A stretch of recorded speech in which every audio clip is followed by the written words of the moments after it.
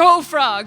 Go! I look back at Red. Read my fucking mind. Jack will do something zany, don't worry. Jack, where are you? Cigarette and a beer. That's the breakfast of champions. Not bad. Who made these? Guess. I did. And I helped. He can create a ball of fire. Master.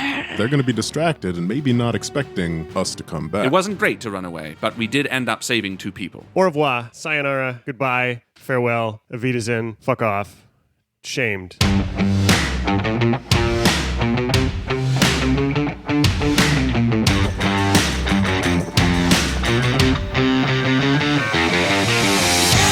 Welcome back to Dice Shame, episode 44, Head for the Hills. MVP this week is our friend Merlin, who's been hanging out with us on Discord. We love you, buddy. Are you looking for something that's a little extra to add to your D&D diet? Well, check out our friends at Little Realms. They're a 5e actual play podcast where the adventurers don't kill a single thing.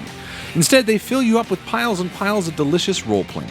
Adding to their unique flavor is their cast: a fighter who only wears pajamas, a pacifist who destroys mines, a lone wolf who surrounds himself with friends, and an elderly mushroom man who lives for death. Little Realms Podcast is a bi-monthly show that will surely leave you hungry for more. All right, shall we do this? Yeah, let's do it.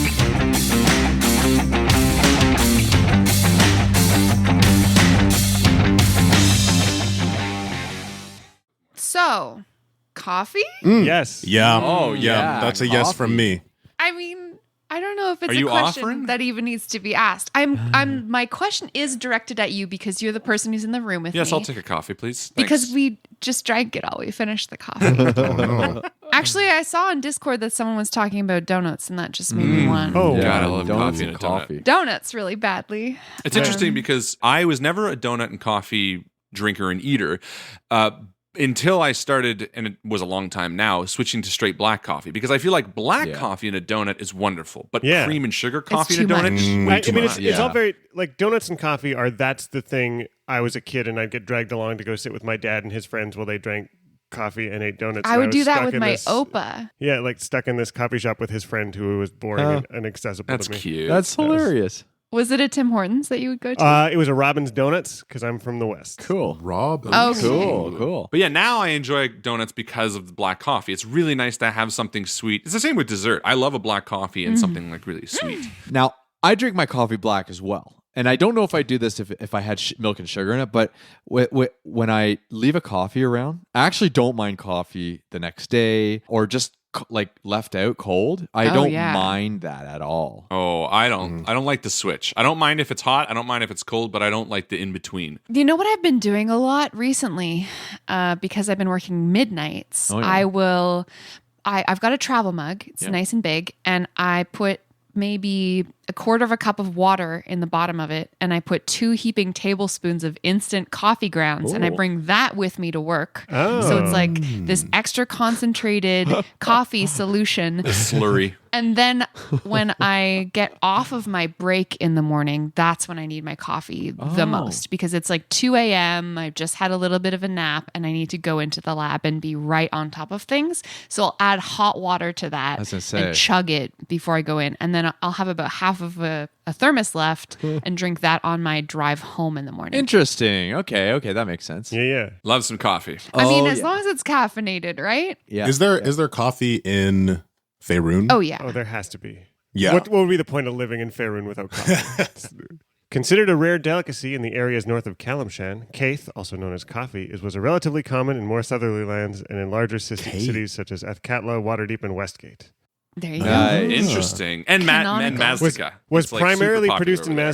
Mazdaca, the Onrock Desert, and areas to the south of Durpar. That's why Red's so jumpy. Coffee's He's like, something that makes you feel at home because it's like you guys would have it with every meal. Totally. I feel like Red even has like a tiny little pouch somewhere deep within the bag of holding where he has like beans from Mazdaca that he's kept. You just Oh, smell them. cute. You're not drinking them. Doesn't it just share them. reminds you But of I home. think this morning he is going to make a cup of coffee with them because now that B is here, he's going to bring her a little taste of home. That's so special. as sort of a way to say, hey. Aw, That's I sweet. really like that. Yeah, and Red is going to take those beans out, make coffee, and he's going to knock once again on B's door first thing in the morning and say, here you go. And he's going to thrust like what's a to-go cup in Faerunian? What's the comparative? Ooh, good like a question. bamboo. It's like a birch bark. with a leather pouch in it. Yeah, it's like a birch bark. I don't think there's disposable. No, there is. I love that. It's like a birch bark skin. You know, when you Maybe- peel the birch bark. and Maybe there's like Red made one. fleshed it. This is Yeah. unique to you. And he thrusts this very distinct Mazdakin aroma of coffee that we really grew up on in Bee's face and says, "Good morning." Morning. It's early. Is she wearing the studded leather armor? No, not yet. Oh, damn. Yeah. I think maybe he's just standing there looking at her and being like, did you get the armor? I did. Thank you. Maybe try it on? All right. I'll wait out here. And he like shuts the door on her. Ow.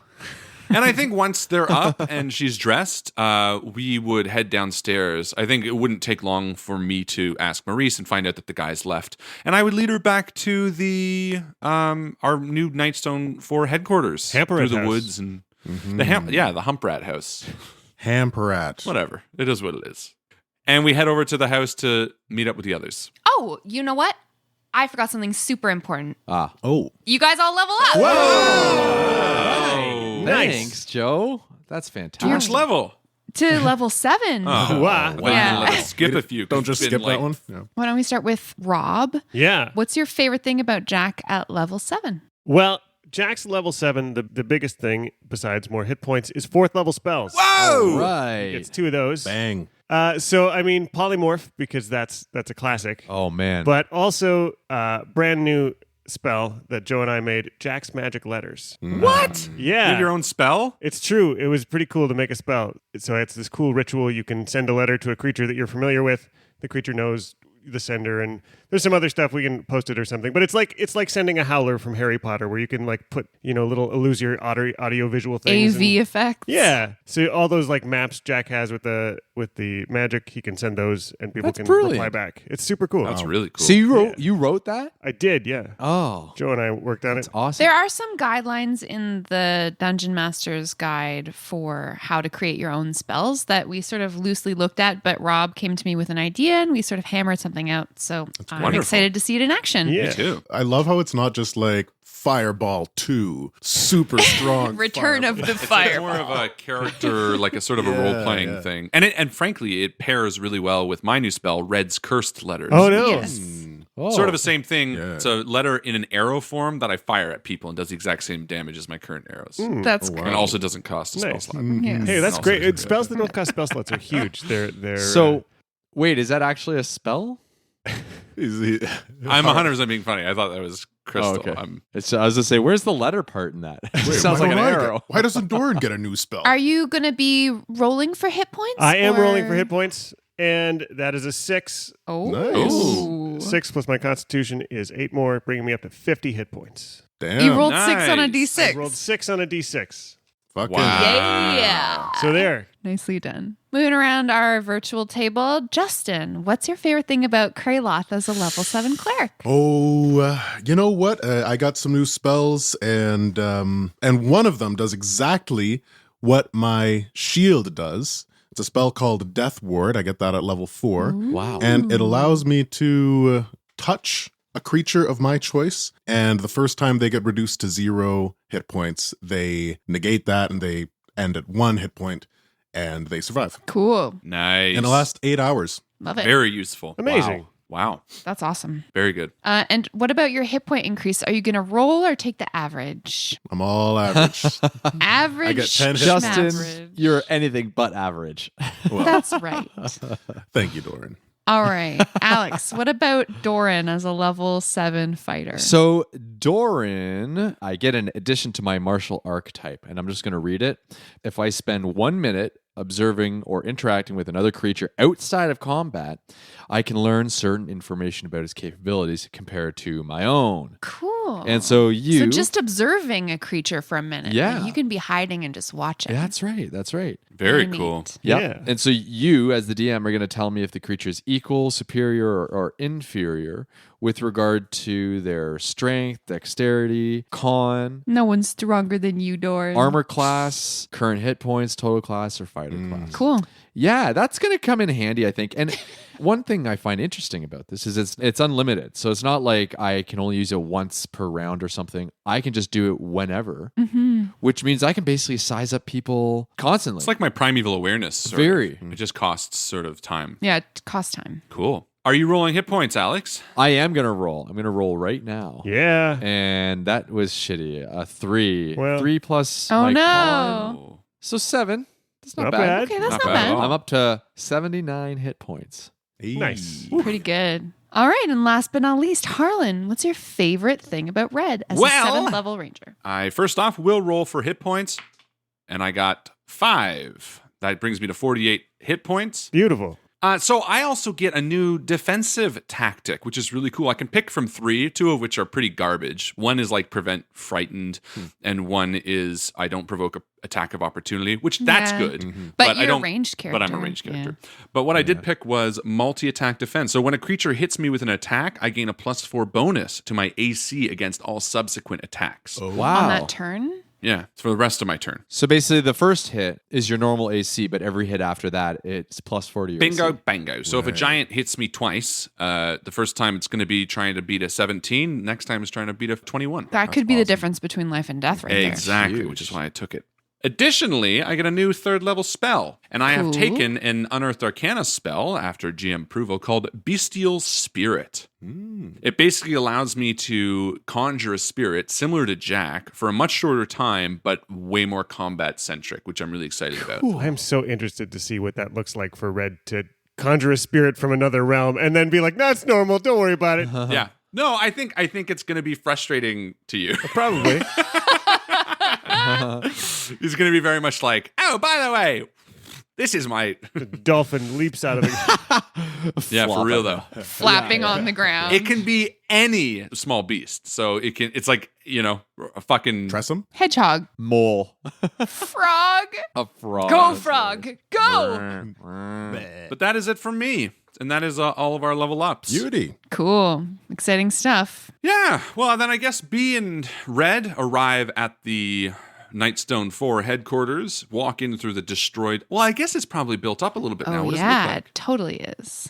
It's looking good, actually. So there are still some remnants in the courtyard of the villa of some of the larger cult paraphernalia that Jack was bent on removing from the bowels of the villa. There's like half of a profane altar still hanging out 6 feet from the back porch. It's like piled like you're doing a renovation in just a big scrap pile. Exactly. Yeah. This is our clubhouse, I say to B, and I'm like waving, and then I go through the back door and into the kitchen.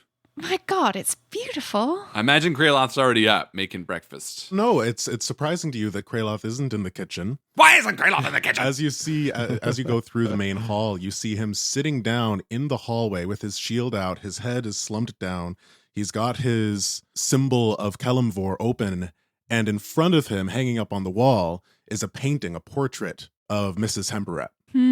He's still sleeping in front of it. Cool. Yeah, Red sort of says, that's Kraloth. You remember him? He's kind of all fucked up right now. Let's go find Doran. He's a laugh. And I like walk to the next room. Actually, funny enough, as you came in, I kind of picture me sitting in the corner of the kitchen, going through my own journal, and I'm enjoying a beverage, a beer, 6 a.m. beer. and my hair is combed. Combed. And I just picture like the sunlight coming in. Showered? Yeah. Oh, I Whoa. love this scene. Yeah, I'm clean again. Is he smoking a pipe? Yes, I'm smoking a rolled cigarette. Whoa. Wow. This is the first time you see Doran in like a very...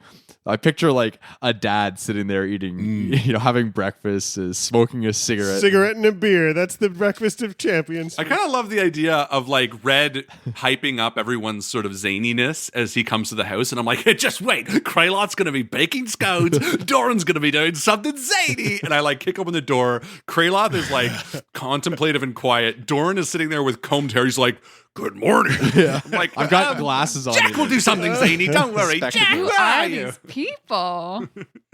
Jack's in the basement. He is trying to get his familiar back, getting Kieran back.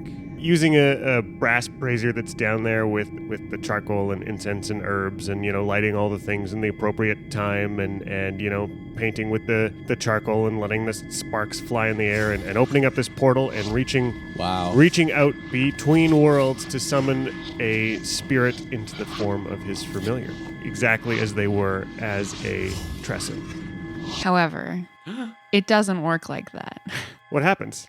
Jack, as you stare into the flames, as incense wreathes around the room, intermingling with your hair and your clothes, we see something strange in your eye. The infernal puzzle box is spinning within your left pupil as a form steps out of the flames towards you. It's small, it's tinged in red, and it unfurls its wings and stares at you.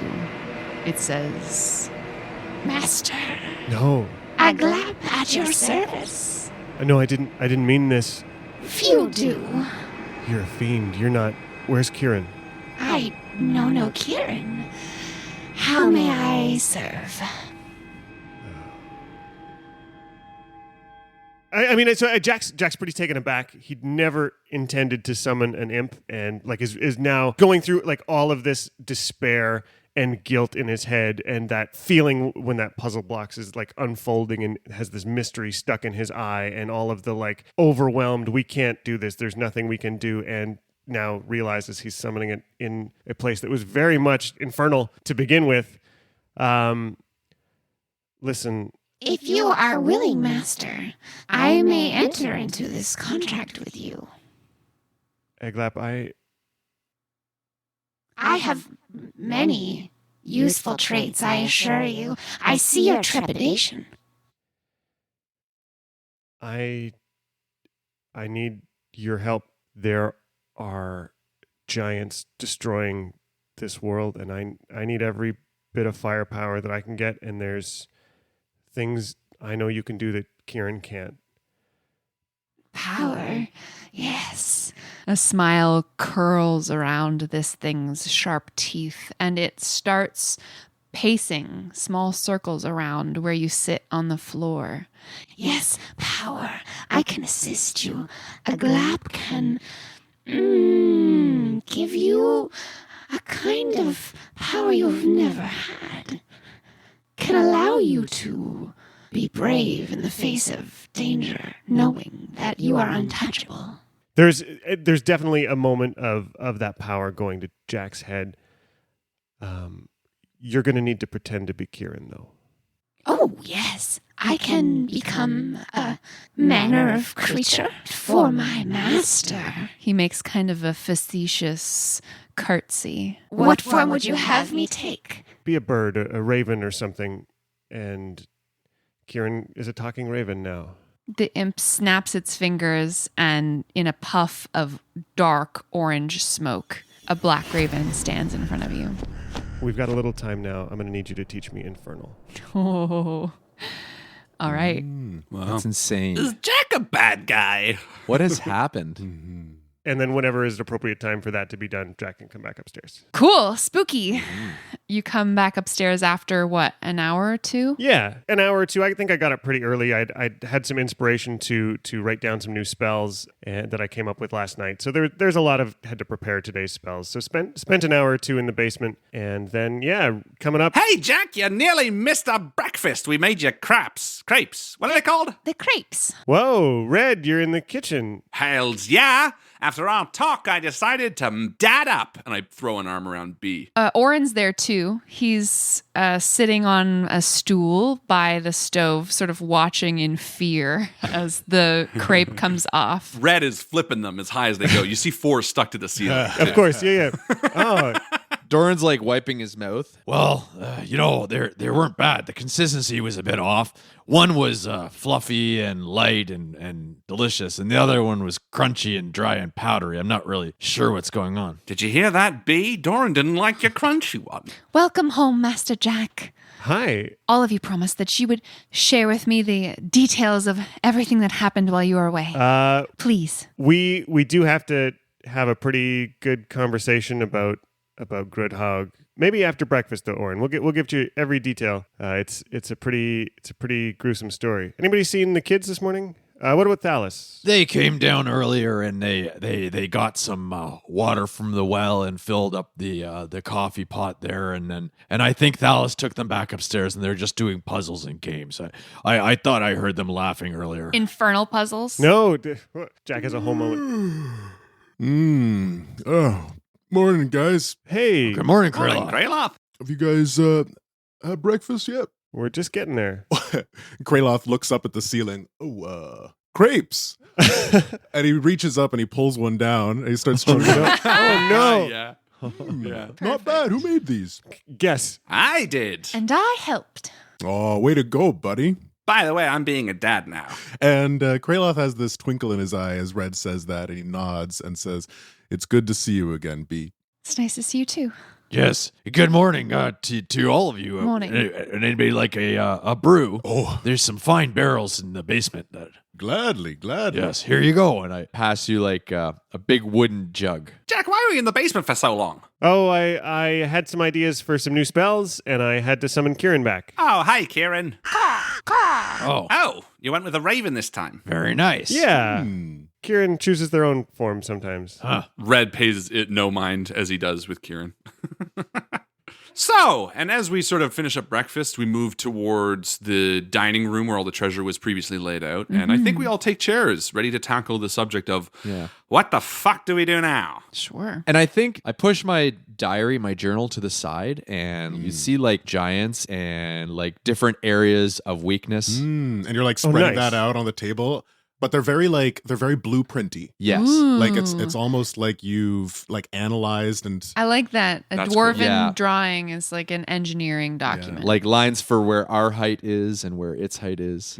So yeah, we move into the dining room, sit down. I think I would invite B, and probably we'd allow Oren to at least be in the room so he could hear what happened. I know he wanted us to recount the tales. Cool. So we're all hanging out in the dining room. Doran is standing at the head of the table. All right. I think we tell Oren and B exactly what happened at Gredhug. Here's my question then to you all as players. What do you feel like you need to recap together in order to be more prepared this time going in?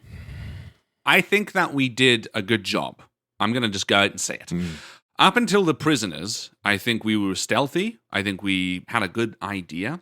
I think the problem was we weren't as quiet as we could have been. And not to point fingers, but there was a few drop javelins. There were a few things that turned the ire of... Carries the javelins. That being said, and I mean this genuinely, we had left because we had the opportunity to save the two orphans that now sit upstairs. So while running away might have felt like a defeat, we did save 2 lives from it that otherwise would have gone most likely unsaved. So it wasn't great to run away, but we did end up saving 2 people. I agree.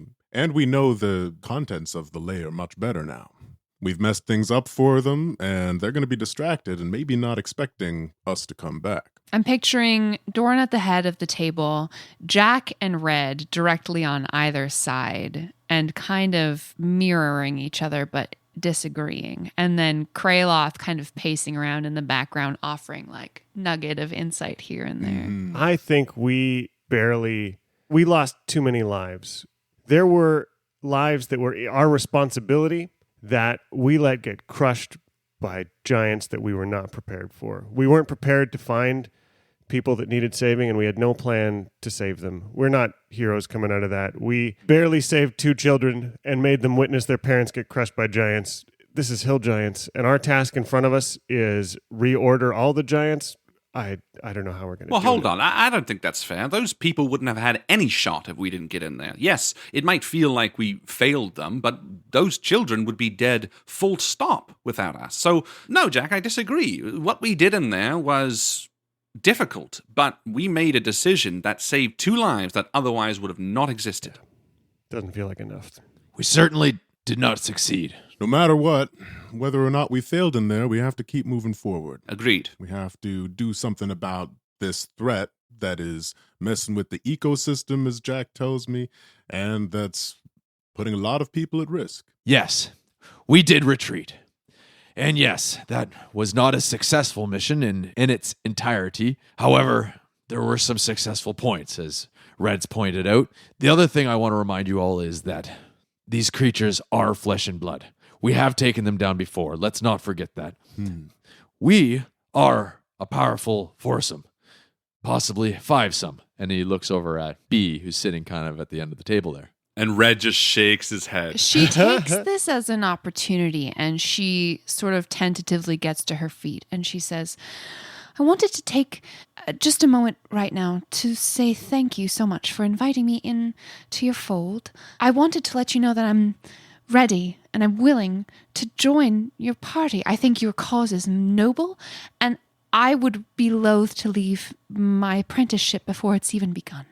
I came across the ocean to be here with you all, and I think maybe fate has drawn me here, and that I could lend myself to be helpful for you if you would allow me to be by your side. B, you will be invaluable to us, and I think I speak for the party when we say any aid at this point is valued, as well as knowing that you're back in my life. However, I do not think you are ready or equipped to head into Grudhog. It is the most daunting task that we 4 seasoned warriors have ever encountered, and you are but a child. A very smart, intelligent child, but you are not ready to face such things. If you can aid us in any other way, I would welcome it, but not in there. And I have to put my foot down.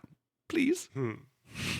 Look of disappointment crosses her face and her shoulders slump. This villa, now that it's kind of established, it definitely could use someone with knowledge of combat to protect these kids.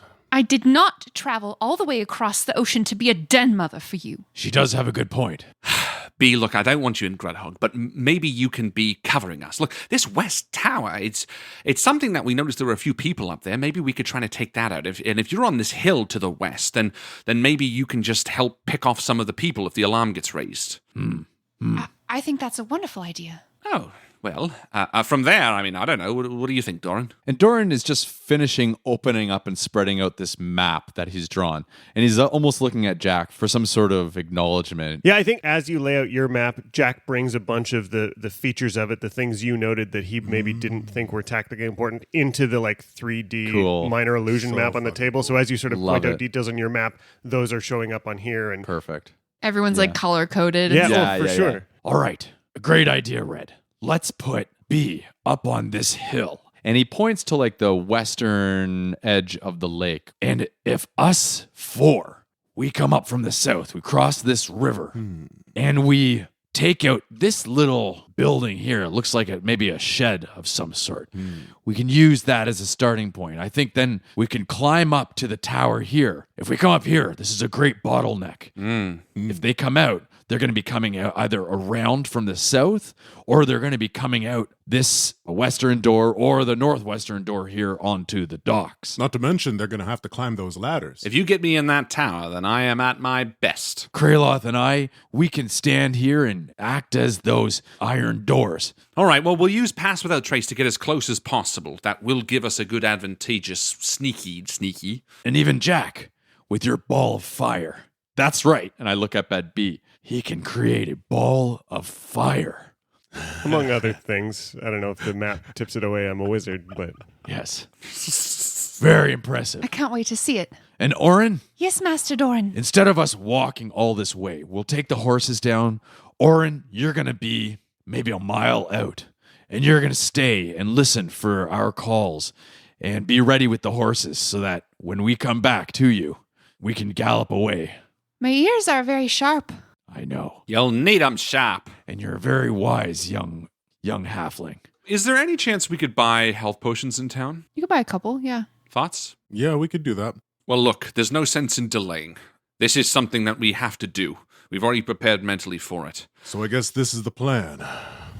Yep. yeah, I got a few things Yes. to go prepare, but this seems like a way we can get into Grudhog and deal with Chief Guh. Yes. Well, I think it's the best that we can do, but it's still going to be dangerous. I think we're a little better prepared this time. I think so. Let's all put our hands in for success. You too, B. You too, Orin. The Nightstone 4 on 3. 1, 2, 3. To the Nightstone 4. on 3. What? All right, let's go. Before we leave Jack's going to spend an hour to write his first magic letter to Sidiri Handlar in Waterdeep, just to let her know where Gredhog is, the awful shit that's happened, our plan to take it out, the kind of support these communities need, and like Great idea. get something on the way. But I am going to sign it the Nightstone 4. Cool. Aw. You know Nightstone doesn't exist anymore, right? Yeah, That's dude. why it makes it so cool. But the Nightstone still exists, and we're going to find it. Yeah. I was thinking about that. The Nightstone 4 will go down in history. Well, why do they call it the Nightstone? Well, because it used to be, Dawnglow used to be Nightstone, and that's where these 4... I think on the way to Grudhog, I'm going to stop by in Belliard. I'm going to buy a few health potions. How many do you think would be in stock? This is a kind of smallish town. They don't see a lot of adventures kicking around. Maybe they got 8. You know what? We got a long life, and we got lots of money. I'm going to buy all 8. Sure. Nice. Good idea. Might as well. So that's 400 gold. That's right. Perfect. I kind of imagine the Monty Python, the Holy Grail. Dun dun dun dun dun dun dun dun dun dun dun dun dun. Being reunited with our horses too. I feel like Yeah, we you've haven't got really 4 seen Shitfart in a horses. while. Yeah. Shitfart, Asta, Glyn, Amakir. Amakir. Yeah, I helped Bee up onto Asta. This is Asta. I named her after a little bunny I used to know. She's beautiful. And this is Shitfart. Can you wonder where he got his name? Nay. Yes, that's right. And I think we ride to the outskirts of Grudhog. No sense in delaying. We have giants to kill.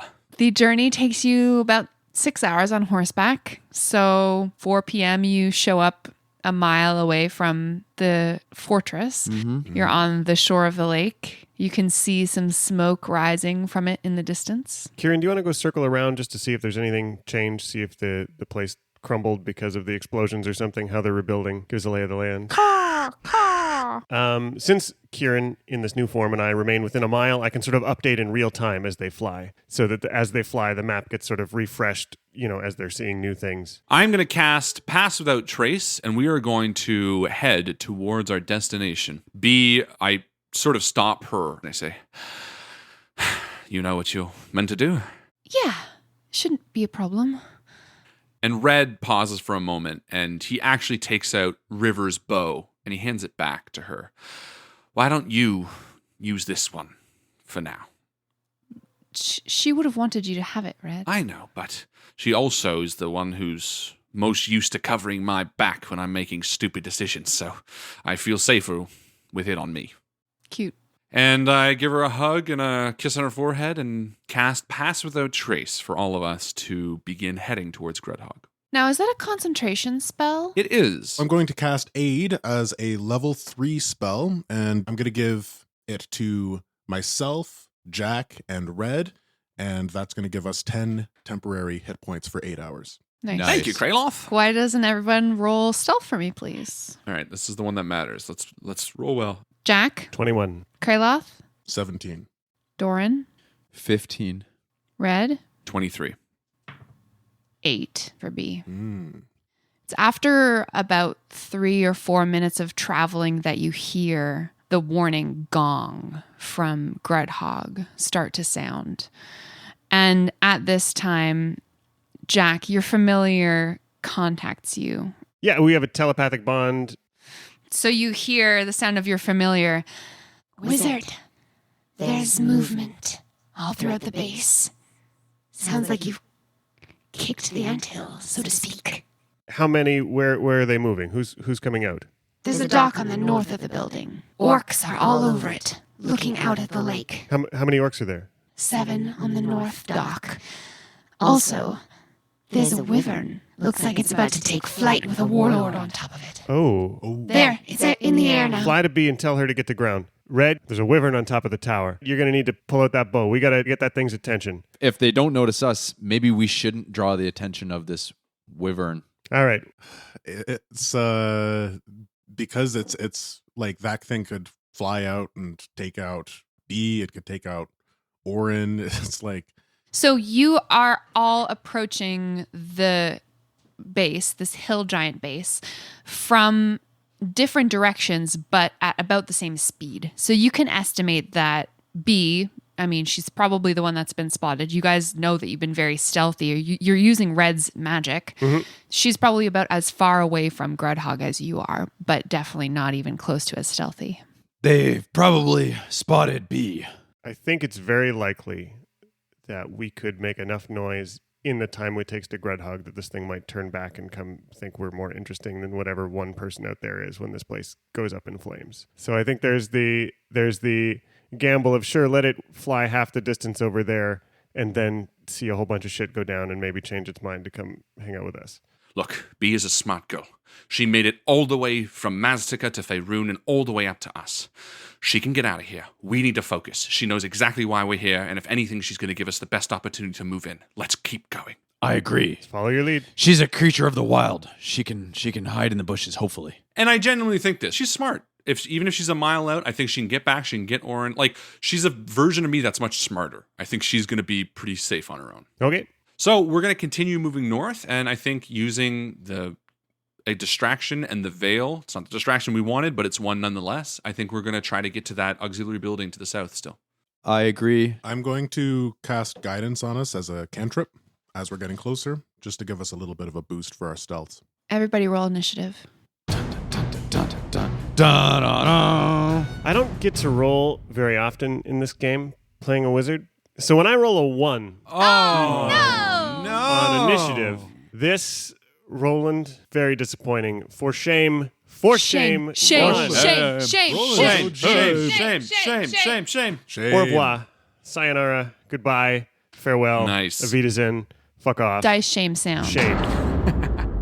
So what's your total initiative then, Rob? 5. Kraloth? 15 for initiative. Lovely. Red? 16. Doran? A 20. So you know now that from the information that Jack's familiar has given him that the base is on alert. You also know that there are some orcs on the northern side of the base on the docks. And you know that there's a wyvern that's taken flight from the guard tower.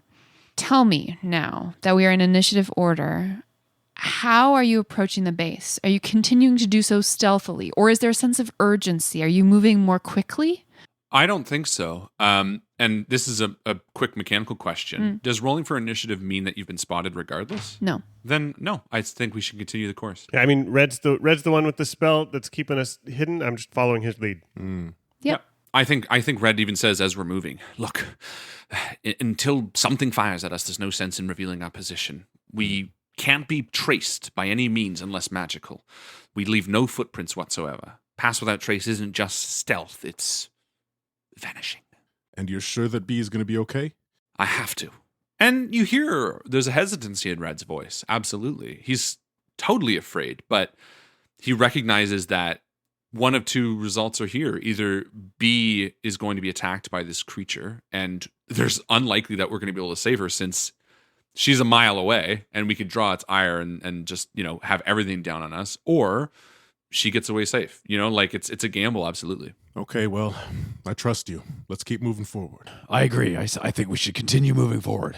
I kind of picture us all kind of like crouching in sort of a culvert. Yeah, just kind of going from tree to tree now that we know that they're on alert. And the minute anything changes, the minute we get detected, then of course we'll start firing and we'll run. So you're continuing stealthily toward the base. Yes, that small southern building, the little outbuilding. So as you continue to stealthily approach the base, you see now that there is a group of orcs that have laid down their construction materials. I mean, they're not like hammers and saws and shit, but I guess they've drawn a pile of logs up to the hole that Jack had blasted in the side of the dam, and they had been trying to stop the hole that had been blown in it yesterday. These orcs are now drawing weapons and talking with each other frantically. It looks like they're trying to get organized. Do any of them seem to be looking in our direction? No. Okay. But they are all looking around very alert. So you are some 60 feet away from the outbuilding when a hobgoblin exits through the door. Doran, you see as this hobgoblin exits from the building right in front of you and just straight up sees you guys. You're about 80 feet away. I give a knowing glance. I look back at Red, my eyes wide with read my fucking mind. I'm rolling combat superiority and take your shot over my shoulder. Nice. I like to imagine you do you pop a squat just Yeah. so he can see well over your head. Knowing glance. Exactly. 4 damage to whatever you do. Righto. Then I will attack with sharpshooter penalty. I still do have advantage on foes who have not acted in combat yet, so I will be rolling with advantage. 14. No, you miss. Damn. Your arrow misses the hobgoblin and just sticks quivering into the door behind you. As he's doing that, I drop my crossbow off my shoulder, off my back, and swing it around to my eye and take my shot with 19 to hit, That hits. Nice. doing 4 damage. Okay. That's not no damage. Sticks in his thigh. And then I'm going to use my movement, and I'm going to move right up. Why not? Nice. I feel like, man, that nice felt like it should have a golf clap beside it. It's like, oh, nice. Yeah. Well done. There was just that quiet moment of like, oh, good move. Nice. Oh, Yes. thank you. Oh, well done. An excellent shot from Doran. Doran moves 5 more feet towards the hobgoblin. Nice. Yes. He did it. Yeah. He did. Whoa, nice. good, I see very what he good. did there. It's just like Thank you for that, Rob. Thank you. I like that actually a lot. That's good. Yeah. So the hobgoblin takes a crossbow bolt to the thigh, stumbles back half a step, and then makes a whistled signal, Fuck. pulls a longbow out, knocks an arrow, and aims directly at you, Doran. With an 8 to hit. He misses. I pull up my shield and it deflects up and it goes off in the distance over everybody's head. And then there's a response from the guard tower. As you see multiple heads pop out and over the barrier and they look down at you. They're about 300 feet away. Multiple hobgoblins all draw their longbows and start shooting down at the party. Brace yourselves. 2 of them are going to aim at Doran. And, 2 natural 3s. nicely Nice. done. on the 2 shots aimed at Doran. One of them will try to hit Kraloth, who's by far the biggest target. No offense, Kraloth. That's a 13 to hit you, Kraloth. That misses. And one at Jack, and that's a 5. That Nice. misses. So arrows start whistling out of the guard tower, and you hear the gong being rung. As this happens to the northwest of you, a figure rises up out of the landscape. The wyvern that had landed takes to the air. You see this large dragon shape spread its wings and take flight. You can just barely see from the distance. It's got a saddle on it and it's occupied by a rider. And the wyvern starts screaming fast, flying toward the guard tower.